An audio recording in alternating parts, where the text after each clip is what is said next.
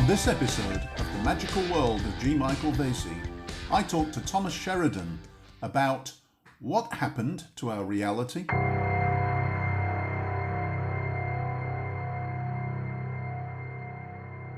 what has happened to reality?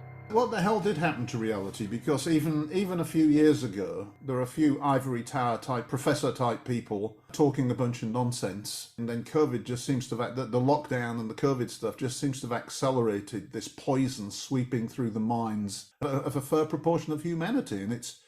And the problem is that if you believe, and I guess I do, that we create our own reality collectively and individually, then what is it doing to our reality? Definitely you're bang on about the COVID thing. That changed people fundamentally. Yeah. That was like an education that we all got. That was like, suddenly we're like, where the hell am I? Where is this place? Where am I? Who are these people? Suddenly people we thought we knew completely were strangers to us. Yeah. And fear. I never realized what a great power fear actually is.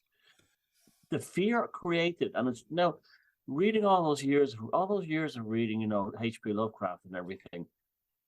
The fear became almost like, and I'm not talking about people like us, I'm talking about like the main, the average person in society who fell for this. The fear was almost for them a transcendent experience, to the point it was psychedelic. That for the first time in their life, they had been confronted with more than just an existential danger, but an actual reality construct that they didn't fully know how to deal with. And it literally became for many of them a psychedelic experience, I think, without actually using any kind of triggers. Yeah. And they came out the other side, like, they say if people go and have psychedelic experiences or go to war, they come back changed people. Well, they were changed people by about 3 or 4 weeks into the lockdowns. My first book, and the reason why I got into magic and that stuff anyway, was because of my experience with fear. I guess some of us must have a different way of reacting and responding to external signals and things, because I realized very early on in my career that I was definitely afraid of flying. And since I was living in the United States and working as a consultant, this was a real problem, because you were there. I was flying twice, 3, 4, 5, 6 times a week. And if I couldn't fly, I couldn't function. I didn't have a job. So what did I do? I confronted my fear. I learned how to fly. I got my private pilot's license. I got into magic because I was brought up with ghosts and poltergeists and entities that scared the bejesus out of me. And I needed to understand where this innate psychism was coming from, what to do with it, why it was happening. And I came to the conclusion that, this gets us into the liminal stuff as well. I came to the conclusion that there were entities and other things in our reality that we couldn't normally see, but existed there nonetheless, and they fed off of our fear. So I used my magical training, which is really know thyself and learning about who you are and what you are and where you fit in the thing, in the whole universe. I used that to become, not lit up like a Christmas tree to these entities on the other side. I used it to take control of my life and start creating the reality that I want. Now, I will say this, I've been talking to my partner in crime over here, Eva, about the problem with reality, for me, is that she'd read my first book, and she said to me just the other day, she said, Gary, how come is it that when I read that book, Inner Journeys, it seems like you were almost on the verge of making some kind of spiritual breakthrough, and then I meet you 20 years later and you're still just on the verge of making that breakthrough. And I said, well, you see, the world keeps sucking you back in. It keeps sucking you back into chaos. And every time you get sucked back into chaos, you lose sight of the real goal, the real prize in life. And what I mean by that is, I'm doing daily meditation for 5 years. I'm having experiences with my higher self and all kinds of weird and wonderful things that are very, very meaningful. And then I met a woman half my age here in the Czech Republic, and everything came crashing down around me as I was sucked into this physical, materialistic reality. And I dropped my daily meditation and I dropped my magical practice. In fact, she made fun of me because she thought it was, a bunch of lunacy. And it was only 8 years on that I suddenly said, hang on a minute. I was on the verge of doing something really good. I need to get back to it. Well, the problem is as you well know, this is hard work. You can't just switch it on and switch it off. It takes months and years of really hard personal work. So I wonder if there's an acceleration of this descent into the material, depraved world that's trying to drag people away from spiritual progress, almost like in a Steinerite way. Yeah, I think there's a lot of truth to that. I hate to sound almost like chauvinistic about it or elitist about it, but as what we call Western society today sort of like cascades into the abyss, not even into the abyss, into this like void of madness, it seems all the time. That's the inhibitor. I'm a great believer in that, like even that young lady in the Czech Republic, I don't know her, not to put the woman down, but that relationship, that inhibitor, is often part of the process of spiritual development. It's almost, and we we're back to the whole thing: is the universe created or do we create it? I think it's a bit of both. Yeah. But I can honestly tell you there were points in my life, lots of them, where I was like in the groove and I felt like my nervous system had been very well primed and my concentration levels were extremely high. And I was in that sort of like, I don't know what you call it. It's almost like that dreamlike state, and I knew I could do anything, I knew I was like really focused on things. And then something stupid happens in reality. Something unexpected happens and throws it all into the rubbish bin. Yeah. And then I started to realize, well, that's actually part of the process, because the coming out of the disaster brings with it a whole new other degree of consciousness and spiritual gifts. In the same way, you're a musician, you play the guitar like myself. Yeah. The blues comes from depression, bad times, poor quality of life, and that's an elevative force to bring the consciousness of those old guys that were down in the Louisiana Delta blues, whatever. And you have it in like all kinds of folk music as well, the Lamentations and so on. But they're not. They're almost like anthems to the human spirit's ability to survive. You know what I'm saying? And I think the magic thing, that's the same thing. But now, what's unique about it right now? And again, I don't want to sound chauvinistic or elitist, but I have no doubt that because of the internet, so many of us have kind of connected, and we found that we're quite a powerful group in a kind of a non-associative way. It's almost like I can look at your stuff and say, okay, I was on the right path about that. You can look at mine about stuff or other things. We can look at other people and say, yep, okay, that's starting to make click. There's something happening here. We're happening. There's an elevation of some kind of a level of psychic awareness that's coming. And then bang, the lockdown comes in and all that stuff starts. And that on the macro level may well be the inhibitor that we all encounter on the micro level. Yeah. That's why I'm seeing it now. It's kind of like humanity's dark night of the soul. Yeah. Yeah, and it's almost like it's contested all the time. Like, like you were saying earlier on, you go to somewhere like Twitter or Instagram's an even worse one. And you're confronted by this whole thing of what has happened to this world? What has happened to this reality? Like I was following the story today about this guy who was, I'm not getting into politics, I'm just giving this as an example of the deterioration as I see it. And in the Biden administration is this guy who's in charge of nuclear waste disposal. And he's a drag queen, a bald drag queen. Yeah. And he's into bondage, puppy dog bondage fetish. Now, his private life is his own business. But that has now become, when I think of something like disposal of nuclear material, I would pretty much say that's a high level responsible job that a very focused person would probably work in, right? Yeah. You know, and we've gone from the guys in Chernobyl going in there with a basic hazmat suit and a gas mask to, to try and hose down the elephant's foot, the most dangerous object on earth, to some guy who's prancing around in a frock stealing other people's baggage because he has a kleptomaniac fetish. Yeah. And I'm like, okay, how did we get from these incredibly brave men in Chernobyl to that?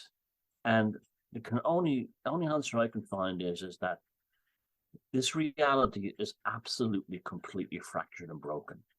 And I'm not criticizing the guy's lifestyle or sexuality or anything like that. I'm just saying I cannot believe that a job that's so important has been handed over to someone who's essentially, if the generals in the king in the Middle Ages fired his generals and put the jester in charge of the military campaign. Well, to me, what's happened there can be described as we've gone from meritocracy to promote the minority at all costs. Basically, what we've gone is we've gone from something that I think is a natural. It's part of evolution.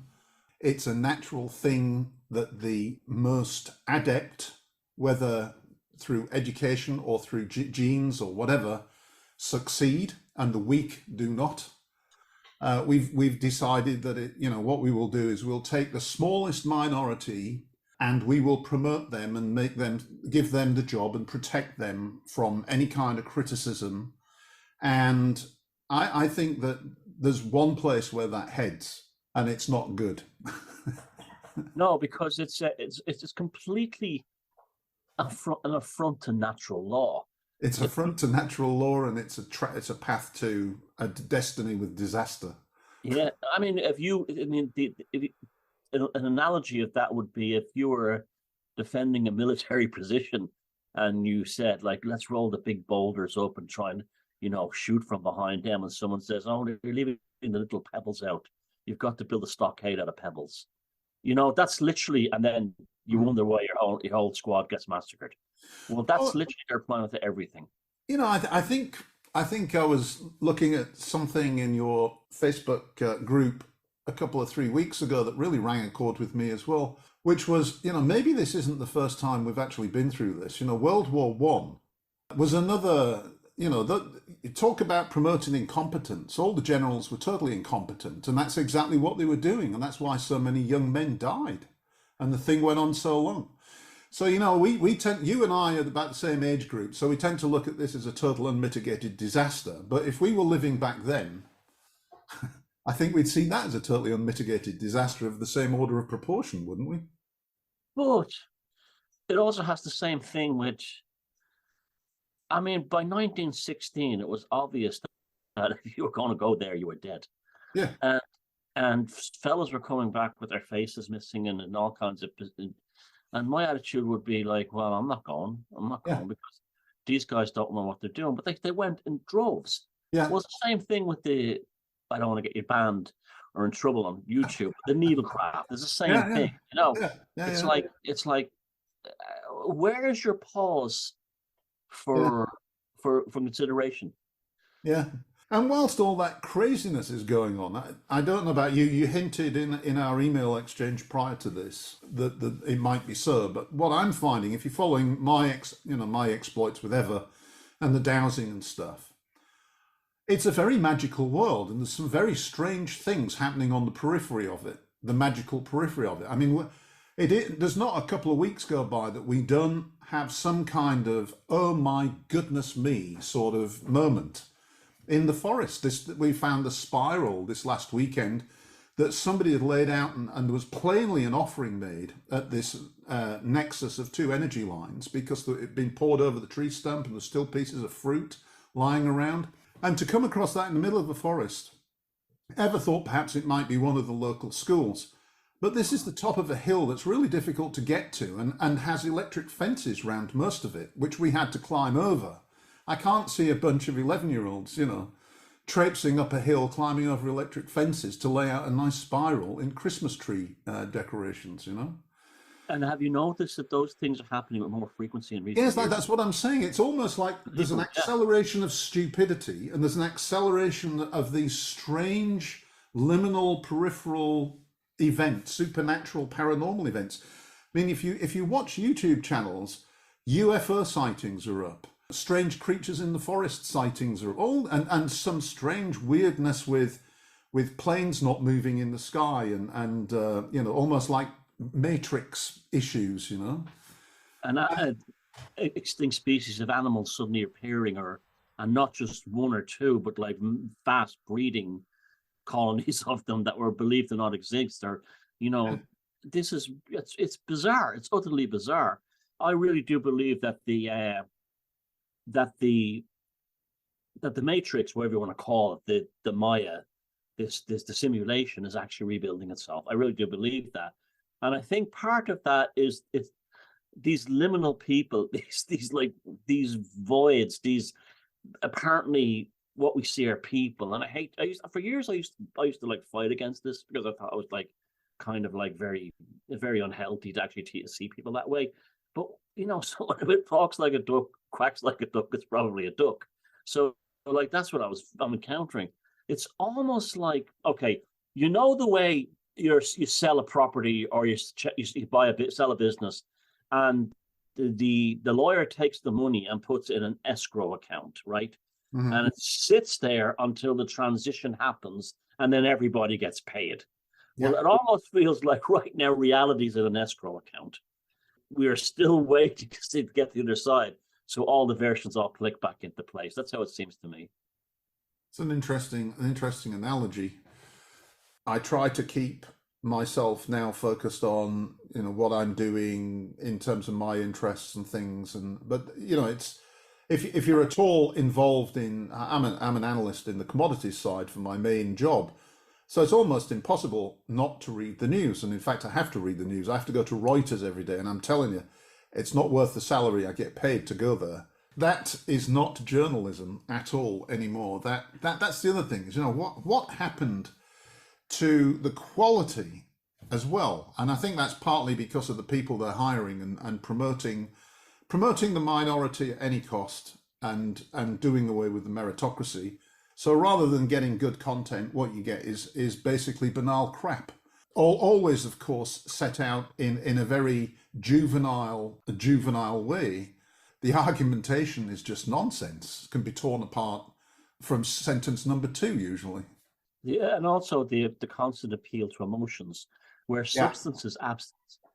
There's an appeal to emotions. Like I saw a thing here in Ireland where there's a bit of trouble going on in one neighborhood in Dublin about like a refugee center, and they sent down what they called an anti-Nazi group or something. That was probably obviously a government setup thing, and they had the whole thing as like a little girl who escaped from Romania in a wheelchair. Something or somewhere, like, and she was thanking people for saving her life, and every other issue was instantly discarded to make you think that this little girl's story is all that matters, and there's no substance, there's no self-reference either. Do you notice that there's absolutely no self-reference in so many people today, like where they can't sit back and say, "Am I full of shit right now?" Like for instance, like. We were told that we should be boiling alive in a carbon hellstorm of inferno thanks to man-made global warming by now. And winters are just as cold as ever, and summers aren't particularly any hotter than ever. And this has been going on for 20 odd years now. And yet to even bring it up as an act of heresy, to even say, Al Gore and others like him said the Arctic would melt by 2012. It's still as much there as ever. Oh, well, there's a difference between weather and climate. Oh, you don't understand the science properly. Or even the self-gaslighting. The fact that it's still there and you're still cold is proof of global warming. Now, how can people say these things? Like we see the thing with Twitter. These people actually believe that shutting down free speech was actually making free speech. Yeah. That interfering in elections was actually democracy. There's absolutely no self-reference there. I can only assume that there's a lack of cognitive and psychic functions back there that are not capable of it. And then we're asking ourselves, well, what kind of person is this that's like this? Well, like we said last time, I do believe that when you engage in magical training and you go through the process of really deep, rigorous meditation, who am I, what's my role, you start to question everything, and you really kick off. I think it's like an inoculation. I hate to use the expression, but it's inoculation against the bullshit, or at least it should be. You and others rightly point out that there's a new age side to all of this that is just as touchy-feely and bullshitty as the nonsense we're talking about. But the real magical world, the real people practicing gnosis and trying to learn about themselves and their place in the world and uncover the mystery of life and death and everything else. I think that when you go through that process, you do somehow protect yourself from a lot of this nonsense. I mean, I, as a geologist, I've been fighting against this climate change narrative since before I graduated, and I still am.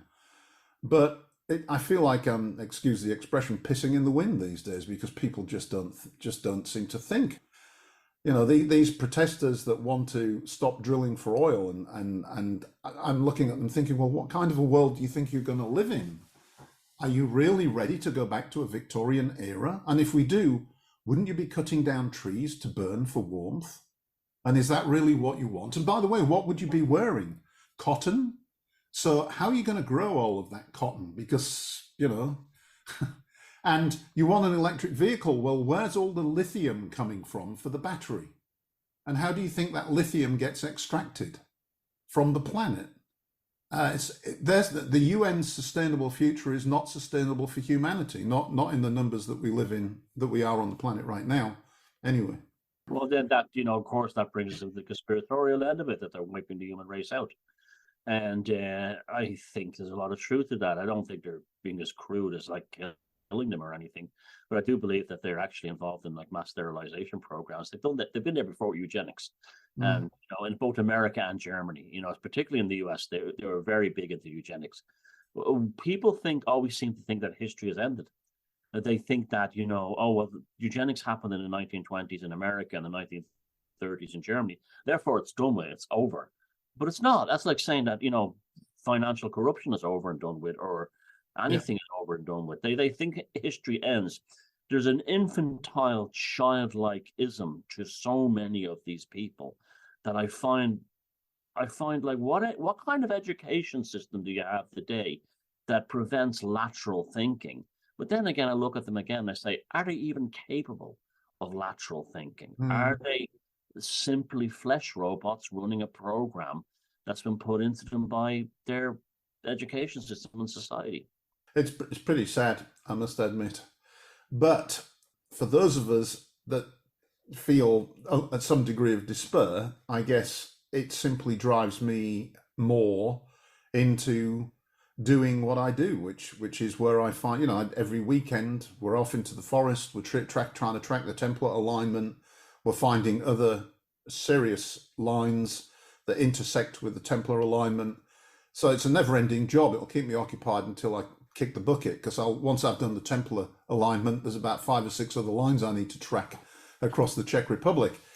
And it's just so full of magic and so full of surprises and lessons to learn that I could quite easily just walk away from the world and do that, full time, really. In fact, that's what I'd like to do in many respects. Yeah, and I mean, it's the thing is that it's the old adage, it's a tired old cliche, but it's not the journey, it's the destination. I think that's not one of the things about magic that's like really beneficial to the person who undertakes that journey, is that you definitely learn your limitations in life. You definitely, that whole, like you said earlier on, the whole, that maxim of the Temple of Adelphi, know thyself. You start to realize that this is one of the things that distinguishes that kind of working from that kind of spiritual working from, say, the New Agey thing is that you become it becomes very apparent very quickly that you're not a god or a goddess, that you are basically, in terms of the level of our nervous system in particular, we're at a very lowly developed rate, and to create a psychic charge in a controllable manner is an extremely difficult thing. You realize that you have all these inhibitors from you, from your personality to your upbringing to your view of yourself, and that you may have been successful in one thing, and then you realize, you know what, it was actually a fluke. It wasn't because I was amazing. And I find that the greatest gift of all from all this stuff is that being aware of my limitations. I often use the word attenuation, like in electronics, where you pare down the frequencies. Well, you do the same thing. Like, okay, I'm no good at this. I'm no good at that. I'm useless at this. I'll never be any good at that. But what I am good at, I can concentrate, like you're saying with the dowsing. I can concentrate into something that's a noble quest. Yeah. And then it becomes like your own kind of version of the Grail quest. And I'm a great believer in that. Well, I'm also kind of convinced that these energy lines play a much bigger role. I mean, first of all, most scientists would probably not acknowledge that they're there, but I think they play a much bigger role in everything than we imagine. And it always amuses me when I watch that archaeological show that was big on British TV for a while, where they did the archaeological digs and they had the archaeologists, and it was really popular with Tony, what's his name, was the narrator. And, yeah. And they're looking at these buildings that are lined, or stones or something that are aligned, and they're saying, "Well, I wonder why they did that." And I'm like, "Get your rods out! There's a line." Yeah, and also in ancient times with less electromagnetic pollution, people would have had a natural sensitivity, like animals do these things. That Showtime team was ridiculous. They'd find a brick in the ground or a slate, and they'd say, "Oh, Roman villa." Yeah. Everything was a Roman villa. Yeah. But I mean, I'm actually finding now my interest in ancient sites, and you like this, Gary, is that I've lost a complete interest in anything to do with the meaning of what these stone circles and things are like. Frankly, because it's a complete mystery, but it's supposed to be that way, okay? Mm. But what thrills me now is but near a standing stone or a stone circle, and then I look, and on a hill in the distance is an old church, or some kind of other marker, and that makes me realize that there is this hidden code to the world. It's probably very similar to what you were doing. With me, it's more of a visual and almost like an artistic thing, and delving into this kind of like the ontological aspect of that, very nostalgic. I now find, as someone who spent his whole life being very anti-Christian, I'm now extremely interested in that rollover period between the end of paganism at the beginning of Christianity more than anything else. And funny enough, it's been visits to England that has really done that to me, because the only place in Europe you really get a lot of old churches built on ancient pagan sites is really only England. You don't really get it anywhere else. And a lot of them are Norman churches and stuff like that, and a lot of them are. So this is really fascinating me now, that there's almost like a sense that some of these people who are part of that rollover between early Christianity and the end of the pagan world had this kind of sense of, I don't want the word knowing because it sounds so hippie-ish, but almost like they were tuned into a particular frequency of the time and were aware of what was happening. There's these 3 crosses in a place called Congleton, a sandbank. It's near Congleton in Cheshire. The sandbank crosses, and these were smashed up by Puritans in the 1600s because they were devil iconography. And then the locals gathered them all up. They were using lintels around the town and stuff, and reassembled them as the 3 original Anglo-Saxon crosses. And they're a mixture of Anglo-Saxon dream poetry and early Christians, the Gospels and stuff like that. And they have this energy about them that seems very familiar to where we are now, if you know what I mean. Like I'm like looking at that and I'm going, there's the people who were around back then during that changeover from the old gods, as they call them, or whatever, the old ways, the old religion, into the new religion of Christianity, we're probably experiencing a lot of things that you and I are, people like you and I are experiences now. I now see that as a very magical time. It was a very magical time for the creation of art and things like that. And I'm hoping that at the end of this process, we will have this kind of renaissance, and this is all part of it, because there also seems to be this miasma in that period as well. At the same time, all this beautiful art comes out of it. I read your book, The Druid Code. The Druid Code, yeah.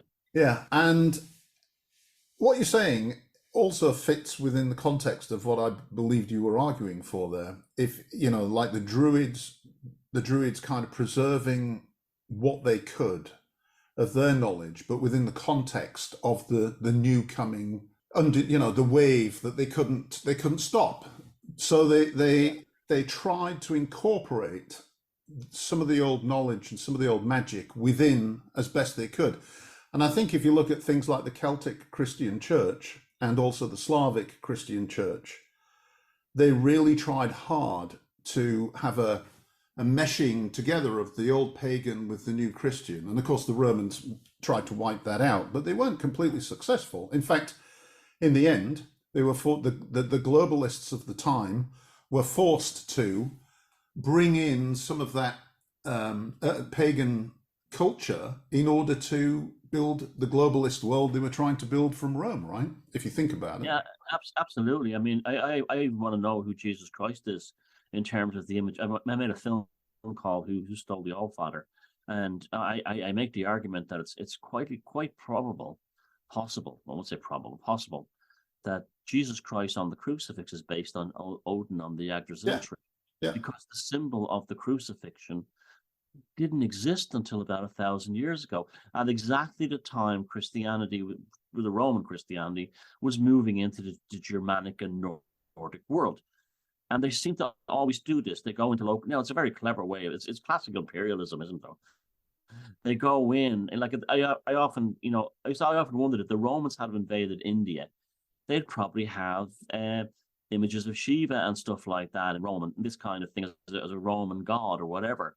And that to me was a big moment for me, because prior to about 1,000 years ago, the image of Christ was a fish or a lamb or a key to a lock, and a cockerel even a cockerel. And St. Augustine wanted the symbol to be a cockerel. That's why Francis' symbol is a cockerel. That actually goes back to their early Christianity.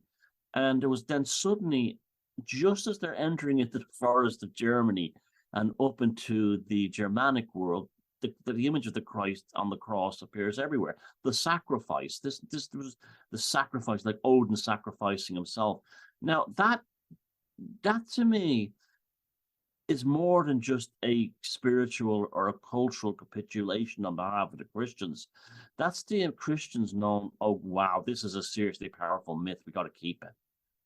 I don't think it was a compromise. I always think they were looking for stuff like certain saints around the world. Bang, we need that one. That's a great one.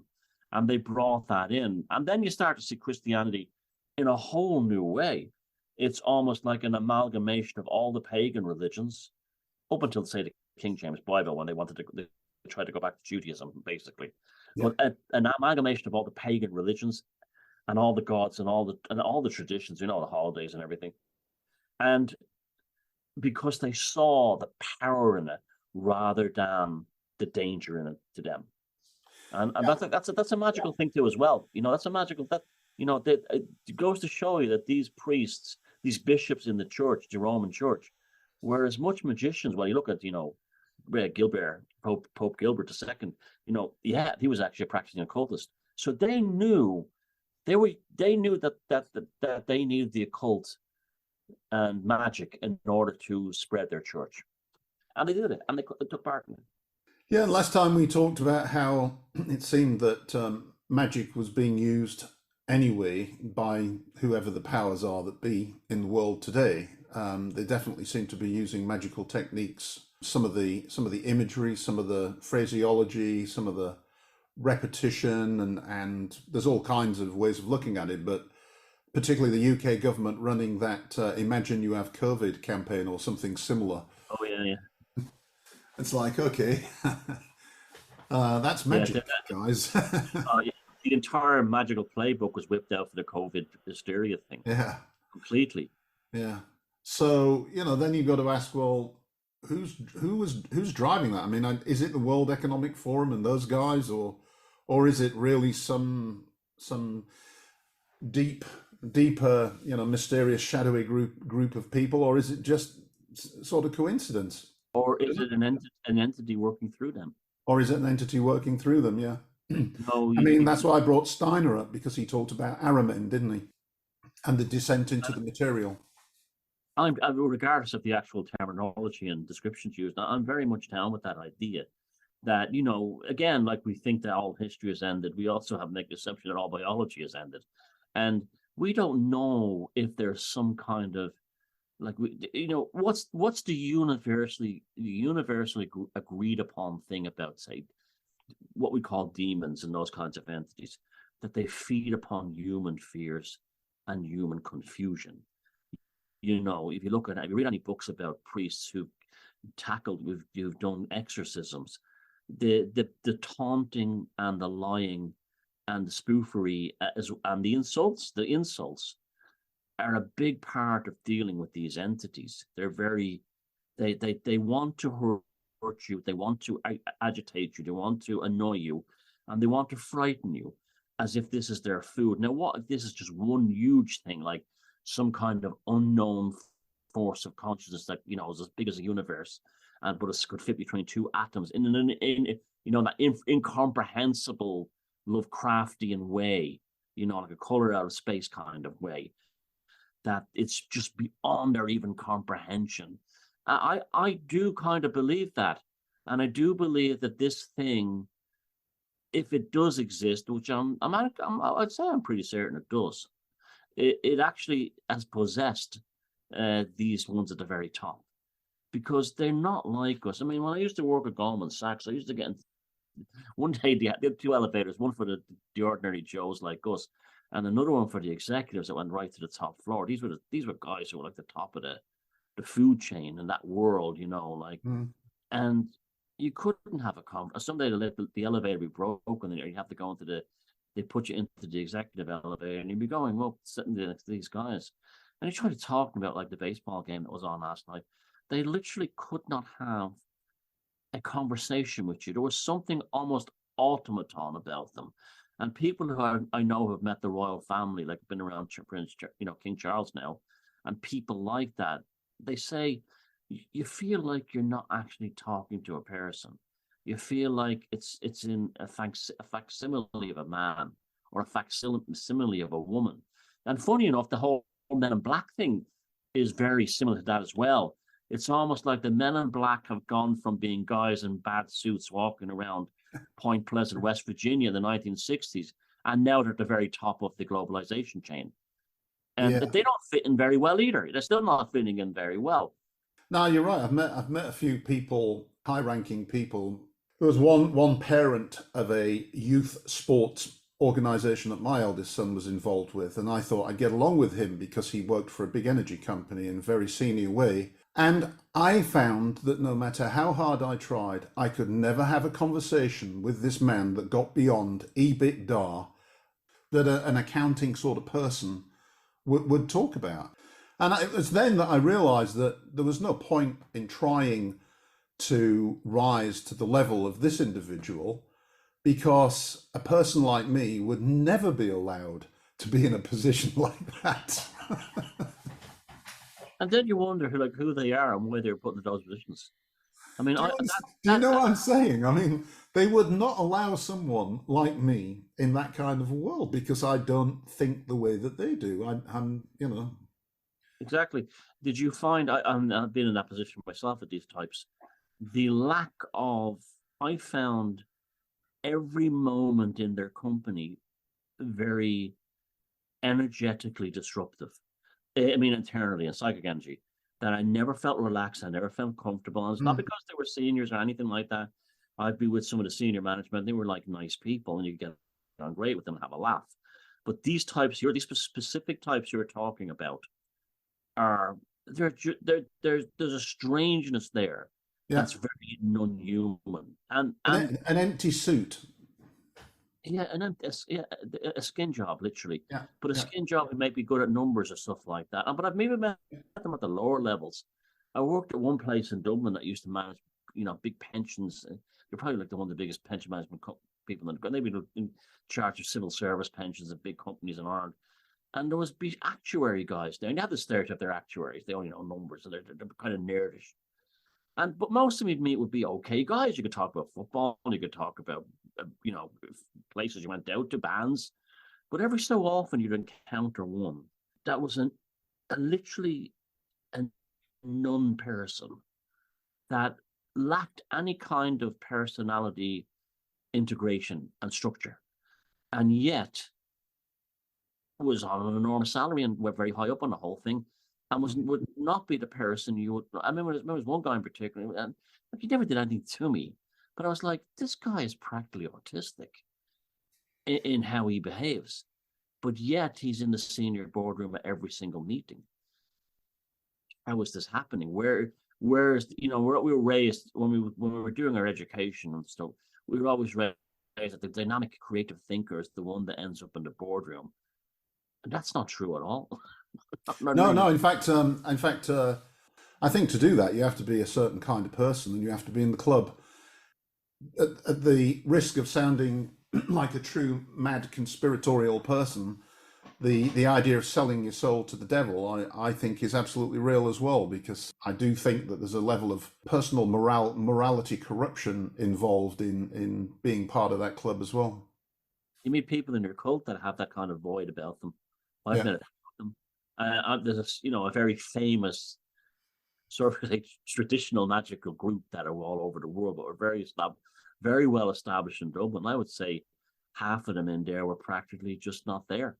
And these were people who were probably way up in the initiative ends of this, this, and and had all had everything going for them. Yet it was like they were average, they were mundane, they were mediocre, but there was some energy level about them. And it's funny, that guy those people were talking about, those ones like that guy you were talking about, and I was talking about, they would have stood out back in, say, the 80s and 90s to us, because now they're standing out less and less, because more and more people through all strata of society right now. This is your liminal. That video you made about a year and a half ago with the liminal people. Yeah.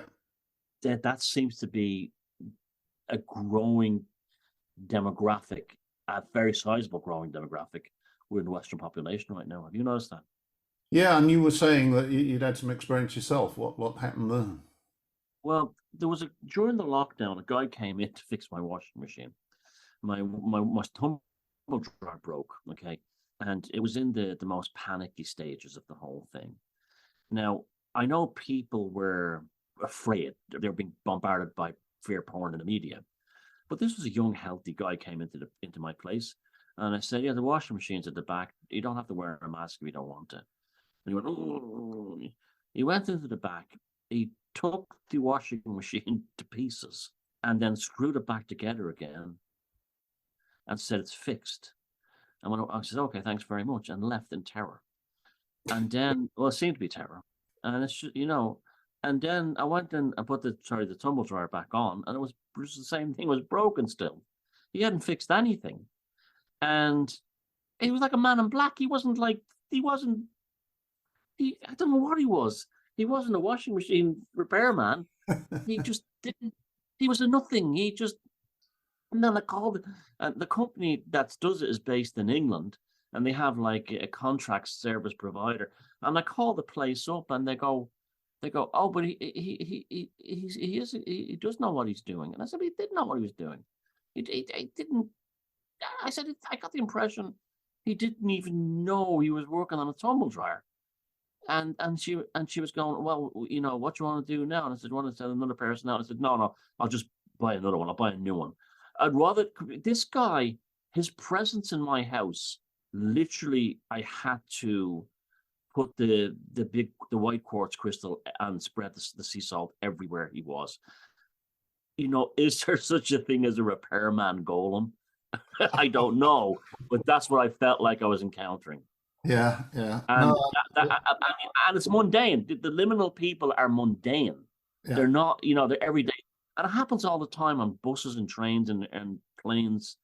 yeah, And it's like they look at you and they don't look at you. They're like, it's almost like they're, let me tell you an experience I had when I was 17. When I was 17, I was living in West Dublin and there was an earthquake, believe it or not. It was early 80s. I was lying asleep down the bed and I hadn't been out the night before. I didn't drink, I didn't do drugs or anything like that. And the bed just jumped up in the air and fell down again, and the wall shook a bit. And I said to myself, the first thing I said to myself, instinctually, the house is falling down. There's like a fault in the building or something. And then I looked around behind me, and there was a monkey-like object in the corner of the room, identical to that thing you see in that Fuseli painting, The Dream. You know, the one with the horse head and the woman's yeah. lying down, this monkey. I'd never seen the painting at that time. I was only 17, I was only a kid. I looked around and this thing was going like this, like reality hadn't formed, right? Or its vision, what it was looking for hadn't formed. And then it stopped and suddenly locked on me as if it was like a missile had got a homing signal and dived on my back and started beating me up and sticking its fingers on my nut like this and pulling them. And I had to actually get the thing, and I wasn't asleep, off me. And I could feel its hair in its fingers rubbing against my cheek. You know, you got soft skin when you're 17, you haven't got a beard yet. I was like that anyway. And I threw the thing off me and it flew across the room. And then that was it. I kind of like went from a dream state, and I wasn't dreaming. I was in a magical state. I wasn't in a dream state, I was in a magical state. And this thing had come into the reality, and the earthquake probably caused it, coupled with me feeling not very happy as a teenager, blah, blah, blah, blah. And it got a chance to go through and feed on me. I really do believe that. And Gary, it happened the second time. And about 10 years ago, I had an operation on my liver after it became infected. And my gallbladder became all infected from a cut inside it. And they had to get it out real quickly. And I was I was really sick. And I'm lying in the hospital. First of all, I saw the Egyptian god Sobek. I know people laugh at this, but this is what happened. The god Sobek, about 9 feet tall, was standing in the hospital ward, looking at me with a look of contempt. Okay, and then these weird-looking children with huge eyes came out of the miasma, and they did the same thing that monkey did when I was 17. They would look, and then when they saw it was me or something, when they realized who I was, they all turned around and walked back and vanished into nothing. Now, when the doctor came around, I said, I think you've destroyed my brain with too much morphine. And he goes, what do you mean? I said, I just had like really weird hallucinations. And he said, yeah, that's quite common in hospitals to have these hallucinations. And he said, don't worry about it. And I said, am I damaged? My brain damaged or anything? And he says, no, it's perfectly, it's not unusual.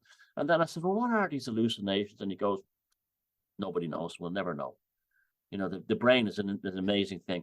I'm convinced that in both those cases, I was literally in the veil between realities, from the earthquake and the trauma of a very bad, Yeah, absolutely. If you read my book, Liminal People, and very few people have, unfortunately, it doesn't seem to have died a death, which I don't understand why, because it's a reasonable book.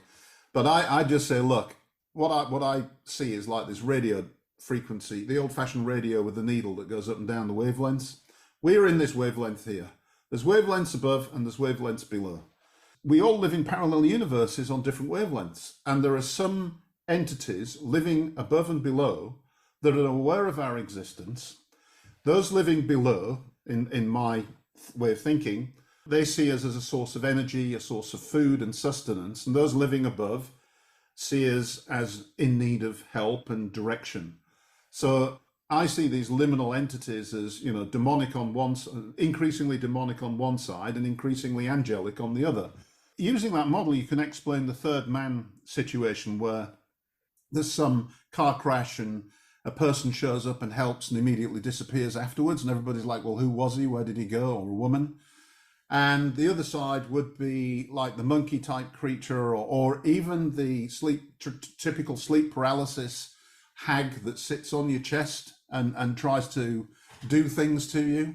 And I've had that experience, and it's not very pleasant. And I just think that it is exactly what you said. It is moments of trauma or moments of emotional shock or deliberate magical evocation of a particular frame of mind or being that allows them into our reality. Yeah, I agree with that completely. This is why some, magical rituals that are designed to bring forward visual entities, they're often involved in things like, very brutal things like, like you have that sort of annihilation gnosis thing where you cut off your breath at the point of death, or you hang yourself to the point of nearly dying, and then you start seeing these things.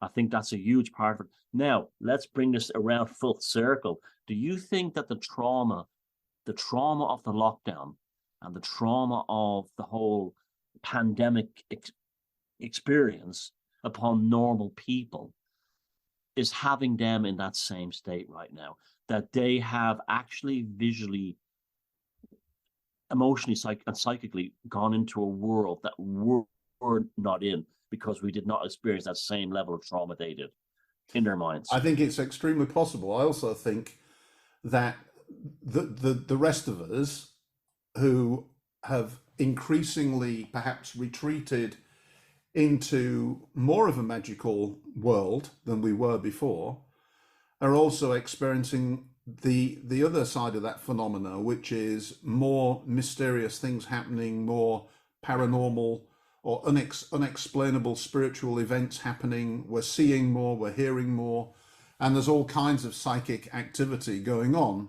And I think it's also got to do with where we're at. If you talk to Rory Duff, who's another dowser and has thought this thing through very scientifically, he says that we're also going, and I think there's a lot of other people who think like this, that we're going through a period of evolution where we're being exposed to cosmic energies and cosmic rays and so on and so forth, that will raise our consciousness anyway as we go through this period. So I think, there's a lot going on. But I do think that having gone through this lockdown, it has caused a psychic disturbance in people that has allowed in certain entities, as you suggest. I think that's a highly likely explanation. I would be inclined to fully agree with that. I can't think of anything else that accounts for it. And if you don't have the psychic toolkit, or the consciousness firewall to deal with that, exactly, you're up shit creek without a paddle.